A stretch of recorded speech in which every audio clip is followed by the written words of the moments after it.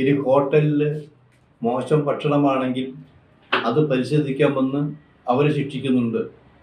ഇങ്ങനെ ശിക്ഷകൾ അനവധി നടന്നുകൊണ്ടിരിക്കുന്ന നാട്ടിൽ എപ്പോഴും രക്ഷപ്പെട്ടു പോകുന്നൊരു വർഗമുണ്ട്, സിനിമക്കാർ. സിനിമക്കാരുള്ള ദേഷ്യം കൊണ്ടല്ല, നമ്മൾ ചില സത്യങ്ങൾ അറിയണം.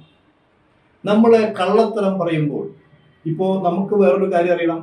ഇപ്പം മമ്മൂട്ടിയോ മോഹൻലാലോ മഞ്ജുവാരോ അതുമാതിരിയുള്ള നടന്മാരും നടികളും പരസ്യത്തിൽ അഭിനയിച്ചുകൊണ്ട് ഈ പരസ്യം തെറ്റാണെന്ന് ബോധ്യപ്പെടുമ്പോൾ കേസ് കൊടുത്ത് ശിക്ഷിച്ച ചരിത്രം ഉണ്ടായിട്ടുണ്ട്.